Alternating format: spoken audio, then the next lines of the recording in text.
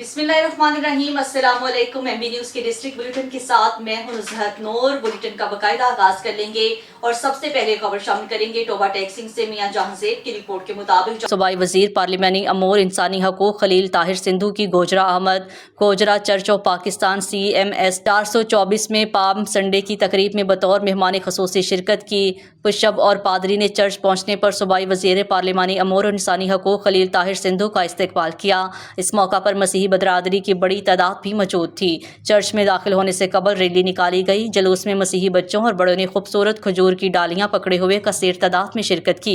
रास्तों पर खड़े मसीही बच्चों ने फूलों की पत्तियां निछावर की। पाम संडे की इबादत पुशप अजीम अनवार खान ने कराई।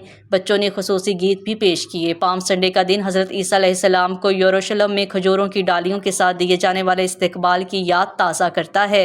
वज़ीर आला पंजाब मरियम नवाज शरीफ ने ईस्टर के मौका पर मसीही बरादरी के लिए 10 करोड़ और खुसूसी रिलीफ पैकेज का ऐलान किया है। सूबाई वज़ीर इंसानी हकूक़ हर ख़ानदान को 5,000 रुपये दिए जाएंगे। खलील ताहिर सिंधु ने कहा है, पाम संडे की इबादत के मौका पर अपने इबाई इलाके में आकर खुशी महसूस हो रही है। आज का दिन हमें एक दूसरे के रवैये बर्दाश्त करने का दर्स देता है। तकरीब में मुल्क व कौम की सलामती के लिए खुसूसी दुआ भी की गई।